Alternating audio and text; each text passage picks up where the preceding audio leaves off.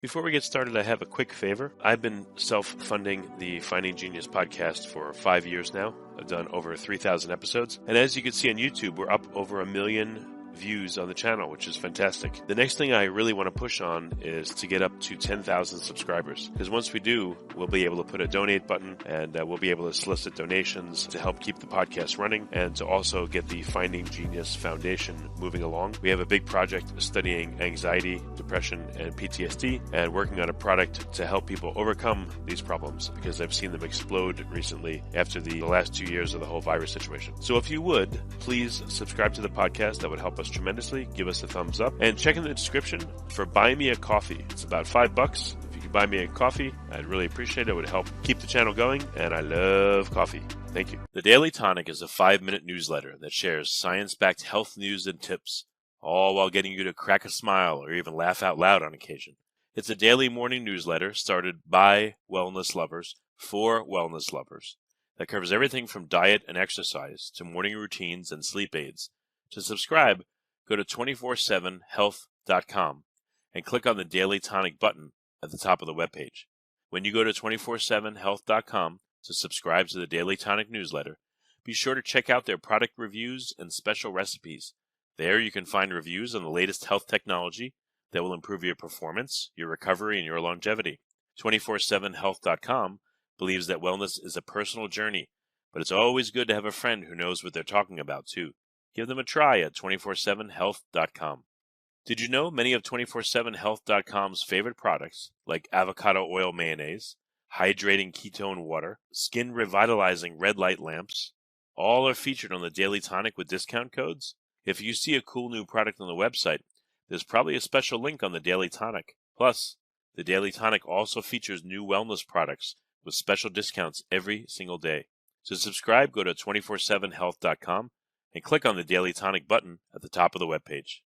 Forget frequently asked questions, common sense, common knowledge, or Google. How about advice from a real genius? 95% of people in any profession are good enough to be qualified and licensed. 5% go above and beyond. They become very good at what they do, but only 0.1% are real geniuses. Richard Jacobs has made it his life's mission to find them for you. He hunts down and interviews geniuses in every field: sleep science, cancer, stem cells, ketogenic diets, and more. Here come the geniuses. This is the Finding Genius Podcast with Richard Jacobs.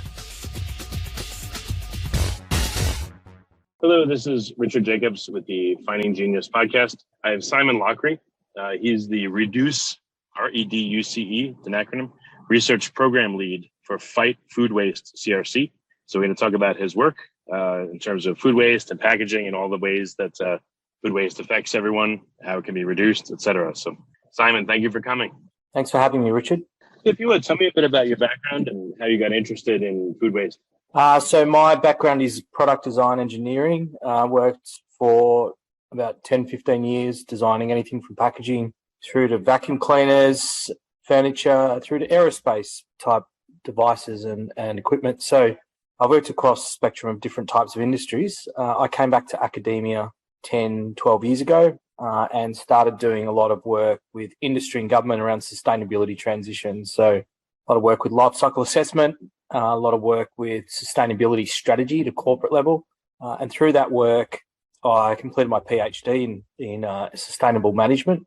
And it was becoming evident, particularly in the work in packaging, that there is this other issue of food waste, which is above and beyond the environmental impacts of the packaging itself in the food system. So my colleague, Associate Professor Carly Verghese, and I started looking at projects in that space and realised that the impacts are vast. So we're talking about 8% of the world's greenhouse gas emissions relate to food loss and waste. And at that time, there was quite a lot of momentum in Australia. This is mid-2010, so 2015, 16, to start a large national research structure or centre focused on reducing food loss and waste. This is also around the same time that the Sustainable Development Goals, UN goals, were getting a lot of momentum too. And SDG 12 and Target 12.3 are focused on reducing food loss and waste by half by 2030. So a centre emerged to be funded by the federal government here in Australia to the tune of 121 million Australian dollars, which I looked up the exchange rate over there. It's about 81 million US dollars over a 10-year period. That research centre set up with a three-pronged attack, essentially, looking at reducing food waste. That's the program I lead. Transforming food waste, if we can't reduce it, into high-value goods or high-value outcomes, other food products, food ingredients, nutraceuticals, building products, all sorts of different types of applications. And then the other program is on engaging on food loss and waste reduction, where we look at national behaviour change campaigns, training and education for industry and professionals, and also behaviour change within industry across the value chain, trying to get the changes that are needed to transition to better outcomes, food loss and waste from farm to fork. So what does that mean? How much food waste is there? What's the reduction goal? What's the impact, et cetera? So in terms of the greenhouse gas emissions, as I mentioned before, it's around 8% of global emissions. So that's a big environmental impact right there that we need to address. That really relates to the embedded carbon dioxide in the food, as well as how it degrades if it goes to landfill. If food goes Does to that landfill, mean all food production accounts for 8% of greenhouse gas emissions, or food loss and waste? Food loss and waste. So that's not the whole food system. The whole food system's even larger. And the reason that it's so high is because food's an immensely large industry, right? If you break that down into how much food we actually waste, we waste between sort of 30 to 50% of the food we produce in developed supply chains. So, Australia, US, Europe, it's about 30, 40%.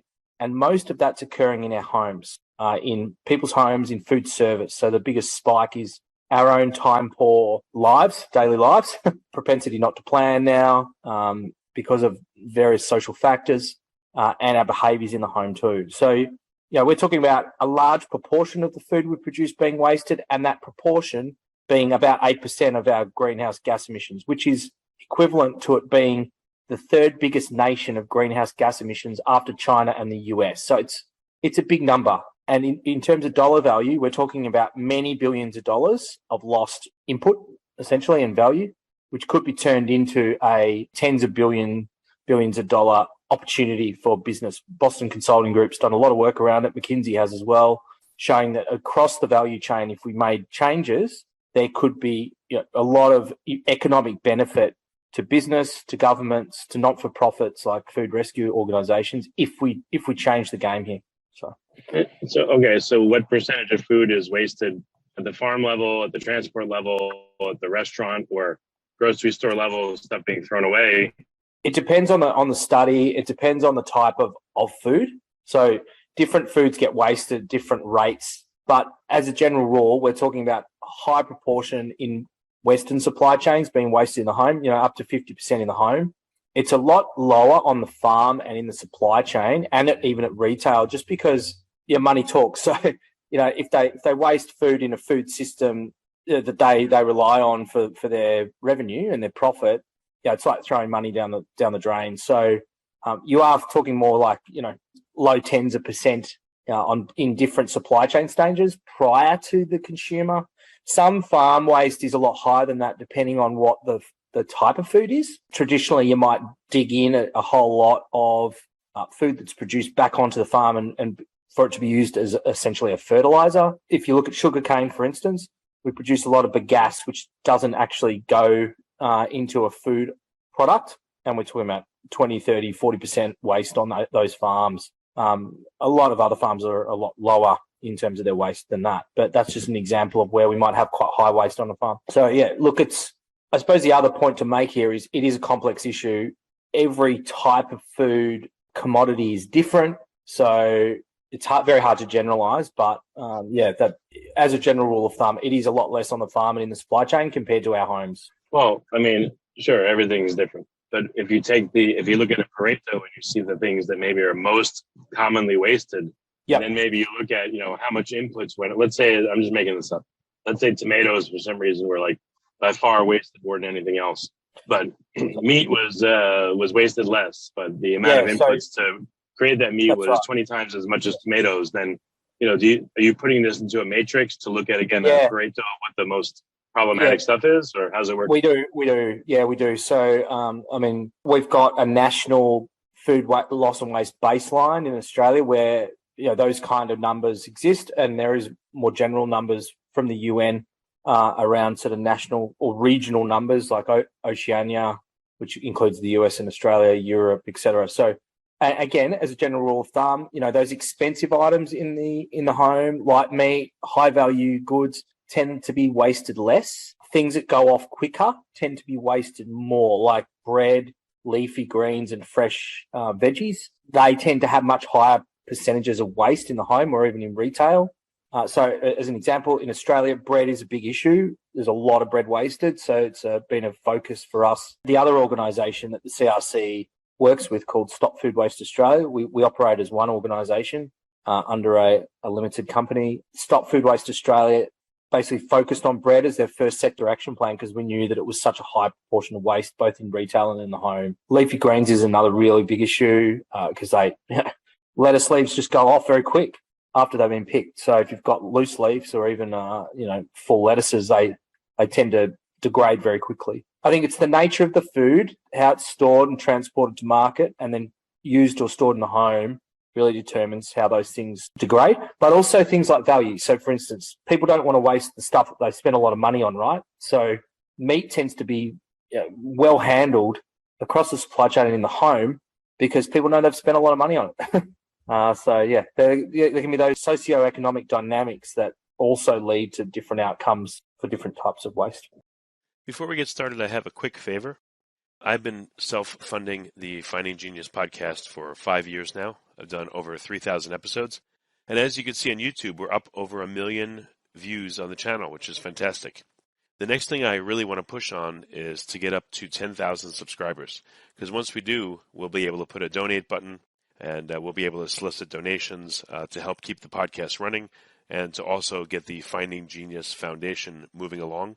We have a big project studying anxiety, depression, and PTSD, and working on a product to help people overcome these problems because I've seen them explode recently after the last 2 years of the whole virus situation.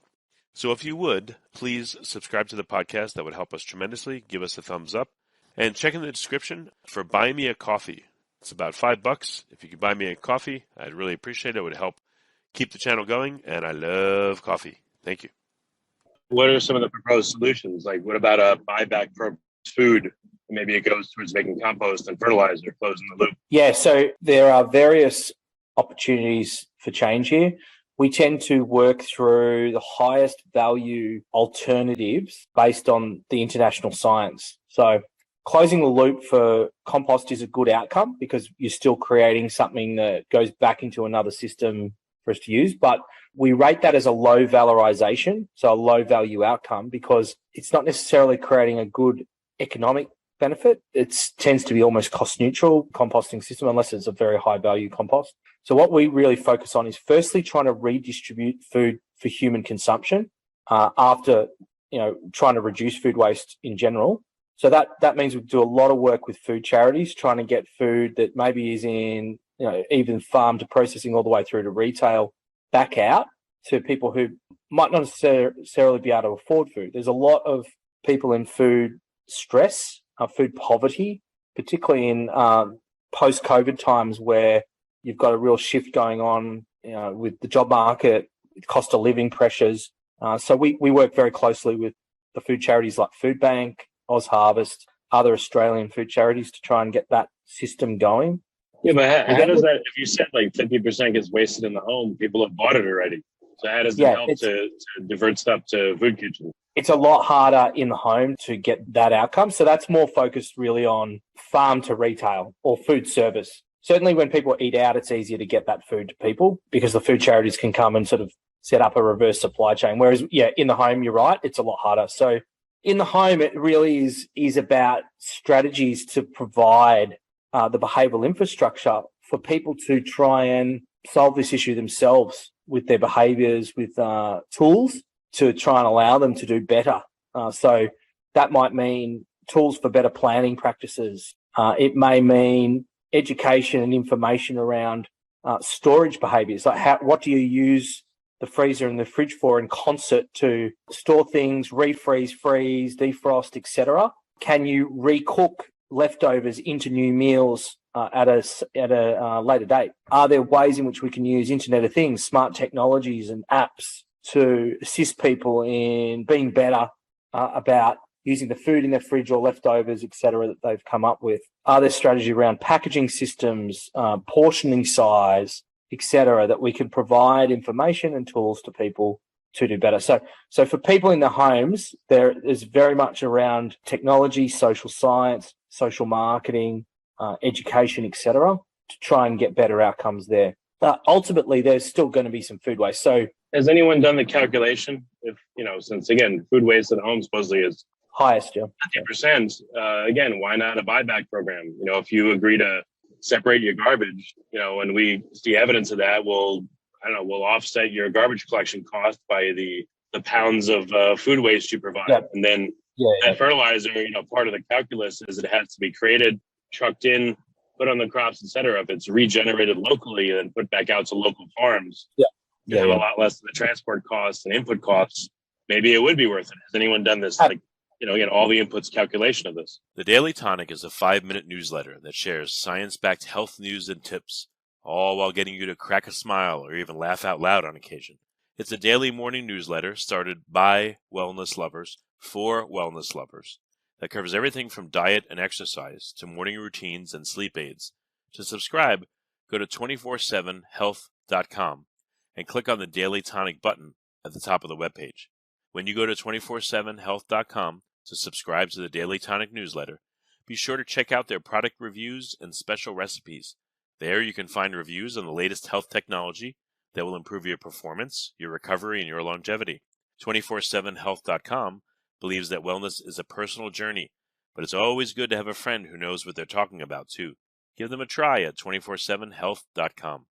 Did you know many of 247health.com's favorite products, like avocado oil mayonnaise, hydrating ketone water, skin revitalizing red light lamps, all are featured on the Daily Tonic with discount codes? If you see a cool new product on the website, there's probably a special link on the Daily Tonic. Plus, the Daily Tonic also features new wellness products with special discounts every single day. To subscribe, go to 247health.com and click on the Daily Tonic button at the top of the webpage. Yeah, absolutely. So a lot of local councils are now moving to a source separation, green or food waste / grass cuttings bin. Something that's relatively new in Australia, various councils getting on board. One of the issues has been just linking to the right suppliers to be able to deal with the waste once it comes out of homes. The other option, though, is obviously providing, again, it's a behavioural infrastructure type outcome where you provide compost, anaerobic digesters or worm farms on site at people's homes so they can use them at home to create their own compost, go in their own gardens and potentially grow their own food as well. Certainly, there's instances in my home state of Victoria where councils had been doing that for another reason, and that was climate change. So if they can pull organics out of the landfills in their council area, it reduces the climate change impacts of the council as a whole. So if they can provide, subsidised worm farms or compost bins, anaerobic digesters, it means that people can actually do the work themselves, and it saves the council having to do that other stuff. And that was less about waste, more about climate change when they were doing that. But it's an example of where councils at a local level can assist people to participate in a solution. Once we've got to a point where we know we can't reduce any further, where they can manage it themselves. Bar that, there are definitely source separation rollouts going on around green waste in Australia, and that's a combination of both waste strategies, climate change strategies, and it is really important that things are separate for that to work. We're now at a point, I think, Richard, where we've got 3 bins each. We're potentially going to 4 bins each with glass. We're sort of heading towards almost the German model where everything's source separated. That's the best way to try and get the best outcomes from a waste management perspective after that. And look, it turns into a circular economy outcome because with the source separation, you have much cleaner streams that feed back into the system for the various players to utilise in a commercial fashion. But when they ask people to separate, what's the incentive? or what's the penalty for not? I mean, Yeah, what percentage of compliance is there, and there, do they even separate properly, et cetera? You know? yeah, it's a good question. Look, there are other jurisdictions where this is happening. So in Asia, Japan, Korea, etc., there have been examples where they do incentivization or penalty-based approaches to this model. That's not happening in Australia yet. I'll just be frank, it just isn't happening. But the next stage would be to move to that kind of system where there's a carrot-stick approach.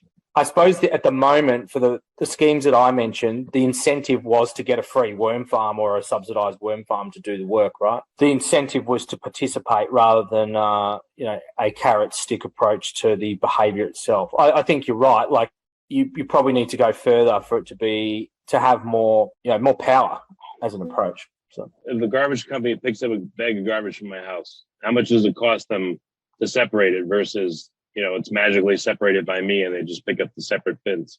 Let's say, I'm just making this up. Let's say, I don't know, $2 a bag. Why couldn't they say, okay, on average, it's $2 a bag. So we don't incentivize the households. We'll give you $1 off your bill each time you do this. Yeah. So they still make some money on it, and they get these inputs that are cheaper, and the person benefits too, but less, they pay less. Yeah, it's the same model that insurance companies have started applying with gym membership. So if you go to the gym, we'll reduce your premiums because you're less of a risk or less of a cost in that case, or in the case of, if we apply the same kind of model to the waste system model that you just described, absolutely, it's just a cost reduction / incentivization program, which makes sense. And you can go the opposite way. The more you have, the more you pay. So a pay per system, which some European jurisdictions are using. Certainly in the Netherlands, they've got a system like that where the more waste you produce, the more you pay. So I think there's examples where what you're describing are happening. It's just I'm just saying it's not happening here in Australia yet. So yeah. Yeah, and since your background is in packaging, what are some of the things that you're able to help with based on your particular background? What can be done packaging-wise to help? In terms of the food loss and waste issue, packaging has quite a key role. One, I just mentioned up front, one of the key issues with packaging is that there is quite a negative consumer sentiment around packaging, right?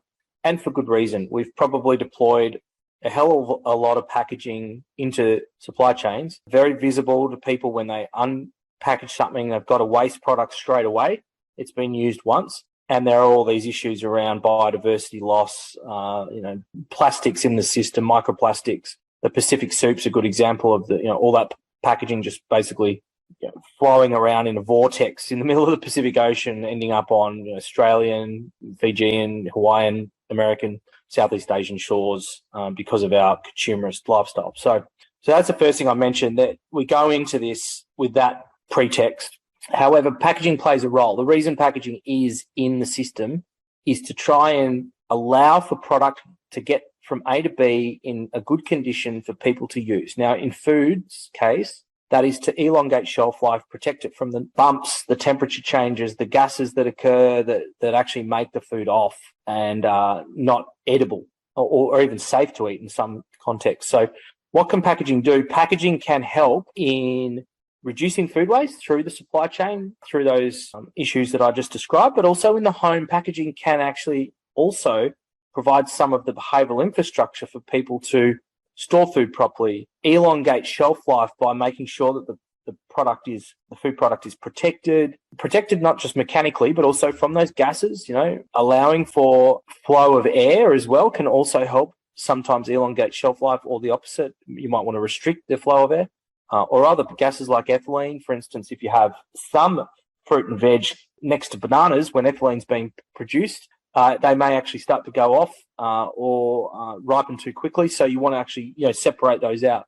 Also, packaging plays a functional role for things like resealability. Also, portioning. They can be designed to give you individual portions so that it actually scripts your behavior with the food, or simply just providing you a vessel to store food, not just in the fridge, but the freezer, so that you can elongate shelf life that way too. So packaging has this sort of interesting role, which has the potential to reduce food waste in the home. Interestingly, though, Richard, we've done a whole lot of research around people and their behaviours with packaging in the food waste CRC, and we're finding that people have, as you would expect, a disparate array of perceptions, behaviours around packaging that are both positive and negative in terms of their influence on food loss and waste in the home. Yeah, what are some examples of that? What are some things you've heard or observed from people? So as an example, there might be a piece of packaging that's been designed to help elongate shelf life in the home, but people get the product home, take it out of that packaging and then put it in another container, or maybe not even in a container at all, and just throw the packaging out. So, that value or those features that were designed into the packaging to assist the consumer are not ever used. There are a number of things we could take from that. Like maybe it's just about making sure that if someone is taking something home and if they're putting it in something else, that there's some good information, educational cues about what they should be using to store that food again. Or maybe there's better communication on pack so that someone doesn't refrain from using the features that have been built in to assist them. Why isn't there on packaging suggested way to use, like an egg carton? Do this to extend your egg shelf life by up to 48 hours. These are the things that we're exploring in terms of comms, in terms of visible messaging, et cetera, on pack. So we're doing quite a few projects around testing interventions in that space. But put simply, Richard, the reason that stuff's not on pack is because there is a massive tension between different actors in food companies and retail companies for real estate on pack. So, you'd be aware of this, right? Like nutritional panels, marketing messages, weight, recycling logos, allergen logo. You literally have sometimes up to 100 different communication mechanisms fighting for space on pack. And that's why we haven't necessarily had, this kind of information on pack before, because maybe other actors, maybe it's the marketing team, maybe it's the food safety team, the legal team, who've actually dominated the conversation around what needs to be on there. What we're trying to do with some of these projects in the CRC is sort of, take a step back and say, hey, where can we place this information so it's impactful? What'd be cool is if, like all items, as far as I know, barcodes, if you're able to add some information to the barcode, I don't know if you have to upgrade it to a QR code, but if you can add information to the barcode where the person could scan the barcode and get, a link to a video or something on, how to best use their egg carton or whatever bread basket, that may help, and it won't take up any additional real estate. It might be possible. I don't know. Absolutely, yeah. Yeah, so I think we're definitely looking at other mechanisms which might be on pack, off pack. So yeah, it may be a scan, it may be a link off through QR, where, I worked through a project, for instance, 10 years ago with Nestle, where we had some messaging on pack around the climate change, water and energy savings of a particular packaging type. But then the QR code took you off site to a Facebook page, which had a whole lot of tips around the home for energy savings, carbon savings, information on why the study was really important. Now, all that more detailed information, also quick, short, sharp, helpful information for people who were interested. And it just meant we could house a whole lot of more information off pack that meant you didn't have that fight with others across the organisation for real estate on the pack. So, no, you're absolutely right. And that's something we are exploring too in terms of testing. We're about to do quite a large project on date labelling and storage advice, which will include expiry dates, best before dates, storage information. And I am quite keen for that project to explore both on-pack and off-pack options and test it with consumers and industry so with consumers, it's about whether it resonates and whether it actually leads to an action that's better. And with industry, it's about what's actually viable. Like what could we put on that would be work in concert with the other messages you've got going on there and other people in the organisation that need information on there, but also still be impactful for your customers. Since all items are scanned, weighed, etc., the point of sale system could create a receipt with a particular QR code on it that the person could just scan the receipt, and it'll tell them all the items that they bought because you got to scan them all, and then they could click through to see for each particular item what they could do. Then it would take no real estate. But again, you're using the point of sale system to log this, what people bought. They could tell them when this stuff is likely to maybe expire. Yep. based on when they bought it, etc. Yeah, and the other dimension to that, Richard, is there could be a lot, just from that receipt, for instance. Yeah, and retail reward systems as well. So, often, the big retailers are collecting consumer data, at scale. We're talking about big data. So you could have, regional or store level approaches and interventions for consumers, as well as individual and tailored solutions for consumers based on what they're doing on their receipt to receipt, right, and their behaviours and the history of what they've purchased and what they do. So it's this has been, I suppose, bubbling away for a long time with the big retailers in Australia. We've got essentially a duopoly here. So Coles and Woolworths, the two big supermarkets, with some other players. The German outfit Aldi are here now, and we've got an independent network of retailers as well. There's probably more competition in the US, frankly, than Australia for supermarket retail. But all of these groups have been grappling with big data, right? They've been collecting so much information on consumers for the last 10 years. Early on, they really didn't know what to do with it. But these data are now leading to them being able to have more targeted outcomes, which make sense for individual consumers through to groups of consumers in, say, particular geolocations. So, as an example, there's the ugly food movement. So one big gripe that's always been around the food waste issue is that we have all this perfect food in supermarkets. What happens to all the ugly food, which is actually just normal food that we've been conditioned not to want to buy because we are presented with a certain aesthetic of food in the supermarkets. Now, short bananas, bent bananas, spotty bananas could be perfectly reasonable to eat. How do we repackage those into a new type of SKU that people can buy, maybe at a discount or for different contexts? Like, small bananas are great for kids' lunch boxes or lunch, even professionals taking a lunch. So a number of the supermarkets have started looking at different brand options for ugly food, we'll call it, or different types of looking food, fresh fruit, particularly fruit and veg. There's one called the Odd Bunch here in Australia where they've put some sort of bent, veggies together that you can use in a soup or in a stew or something that you're going to cut up anyway. And that's actually done reasonably well. But interestingly, the supermarkets they release them in particular regions because they know they're going to be more successful in particular types of stores with particular types of demographics, right? So what's going to work in Brooklyn is not necessarily going to work in the Upper East Side. You're going to get different demographics, right? Different purchasing behaviours, different types of perceptions about what they're going to buy. So, well, you said you've there's been tons of data collected over the years. So have you been privy to that? And what kind of interesting things do you know that other people don't know from all this data?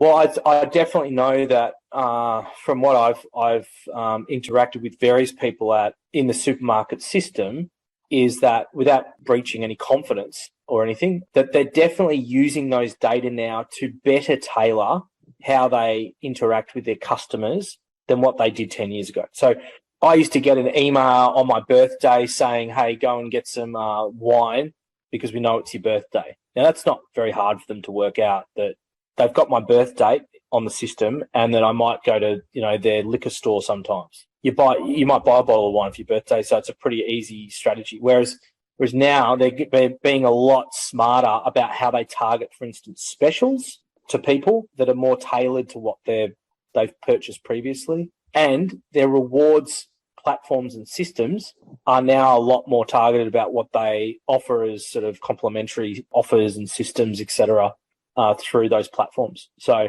again, like I said, without being they're just being smarter and more targeted about how they're using those data, which they could probably deploy for food loss and waste strategies as well. So, yeah, you would hope so. I mean, that would be part of your work, is to get them to use their data to help. That would be my ultimate. That would be one of my ultimate projects, Richard. We haven't quite got to that one yet, but I would love to have a supermarket reward scheme sub app or something that was all about planning and, discounts, et cetera. Interestingly, so I'll give you another example of a technology that's gone here. There's an app out of the UK and it's also operating in other European jurisdictions like Ireland called Gander. Now, what Gander have done is they've actually linked their app platform into the POS systems of supermarkets, like you can imagine in England and the like. I'm not sure which brands they're working with, but the brands over there are people like Sainsbury's and Tesco's and Marks and Spencer's. They hook in and they allow the retailers' inventory to sync with their app, so that when the inventory is coming to the expiry date or close to the best before date, the retailer can discount that inventory, and that gets pushed out to the community using the Gander app, so that can also be tailored geolocated. So if you're close to the local Marks and Spencer's and they've suddenly got a special on carrots and you want to do something with carrots, you'll get that. You'll get that alert. You might want 3 loaves of bread for the weekend for the sausage sizzle at the football match. Oh, they've got some best before date bread that's going to be expiring in 3 days. If you buy it today, it'll still be fine, but they've discounted it by 15%, which is great for you buying in bulk. So that's an app we're also looking at in Australia here. So they're trying to launch in Australia. So that's a good example of maybe a third party that comes in, works in concert with the retailer and their data systems to try and push out better options for consumers. And that helps the retailer make sure they're not wasting inventory. It helps the producer because the producer isn't getting some kind of chargeback from the retailer, which often happens in these situations. The retailers are very good at not copying it. So, all around, it's a good outcome. I mean, looking forward now, it's kind of odd that you're in this space because, people are talking about worldwide famine and food shortages. So how do you think that's going to play out with the work you guys are doing? We're trying to reduce food waste, but now we may be in a situation where there may be shortages, which I don't know what that's going to do to the picture. But what are your thoughts there? So, I mean, at this point in time, we don't actually have a food shortage issue. We've got a food distribution issue. So we make enough food to feed everyone right now. What will happen in the future is we will have more famine and more food shortages because of climate change in particular and the effects of peak resources, etc. That is where we start to come up against, I think, a compounding issue of our production doesn't meet supply needs, and also things like population growth, right? Because we are growing as a population, and so food shortages are going to pose even more of a problem when we have more people on the earth. So, look, at this stage, what we're doing, as a research organisation is, I suppose the word sustainable comes to mind. Sustainable in terms of if we can reduce food waste and redistribute to people who can't afford to eat it, we're only contributing to a better solution for food shortages and famine, etc. However, when we start getting to a point where climate change and other events and issues affect food supply to a point where we don't have enough to feed everyone, our work still contributes, because if we can reduce food waste and still redistribute, we're still trying to fill that gap. But there are bigger things at play that we need to be addressing. So we need to address climate change now, or probably should have addressed it properly 15 years ago, actually, for us to get to a point where we weren't going to have these kind of issues. However, there may be other approaches that can help sort of fill the gap. So are we going to start building massive vertical farms in urban areas to address urban food supply so that we can be trying to stopgap the issues that have occurred through the natural system on farms? There's a whole lot of work going on around that kind of technology through hydroponics, the vertical farm, etc. In factories. Some people are proposing that it goes in skyscraper type arrangements, even massive towers of it. I mean, we're going to have to think very creatively about how we deal with it, because you're right. These are points that are frankly quite scary. Yeah.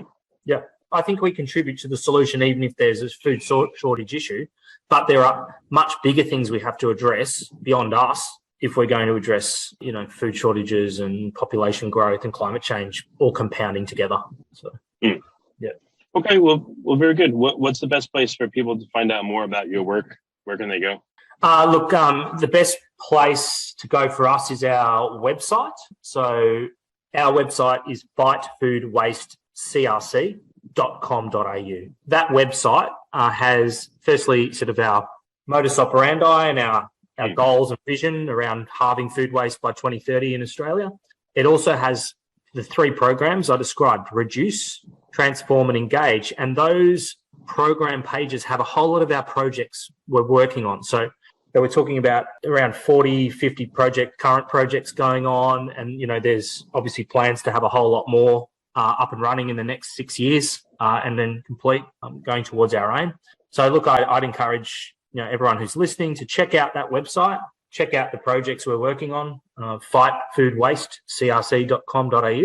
And also obviously reach out if you are interested in chatting more. And I'm always happy to have a conversation with someone about what we're doing. So. Okay. Well, very good. Well, Simon, thank you so much for coming on the podcast. I appreciate it. Not a problem. Thanks, Richard. Thanks for having me. The Daily Tonic is a 5-minute newsletter that shares science-backed health news and tips, all while getting you to crack a smile or even laugh out loud on occasion. It's a daily morning newsletter started by wellness lovers for wellness lovers that covers everything from diet and exercise to morning routines and sleep aids. To subscribe, go to 247health.com and click on the Daily Tonic button at the top of the webpage. When you go to 247health.com to subscribe to the Daily Tonic newsletter, be sure to check out their product reviews and special recipes. There you can find reviews on the latest health technology that will improve your performance, your recovery, and your longevity. 247health.com believes that wellness is a personal journey, but it's always good to have a friend who knows what they're talking about too. Give them a try at 247health.com. Did you know many of 247health.com's favorite products, like avocado oil mayonnaise, hydrating ketone water, skin revitalizing red light lamps, all are featured on the Daily Tonic with discount codes? If you see a cool new product on the website, there's probably a special link on the Daily Tonic. Plus, the Daily Tonic also features new wellness products with special discounts every single day. To subscribe, go to 247health.com and click on the Daily Tonic button at the top of the webpage. If you like this podcast, please click the link in the description to subscribe and review us on iTunes. You've been listening to the Finding Genius podcast with Richard Jacobs. If you like what you hear, be sure to review and subscribe to the Finding Genius podcast on iTunes or wherever you listen to podcasts. And want to be smarter than everybody else? Become a premium member at findinggeniuspodcast.com. This podcast is for information only. No advice of any kind is being given. Any action you take or don't take as a result of listening is your sole responsibility. Consult professionals when advice is needed.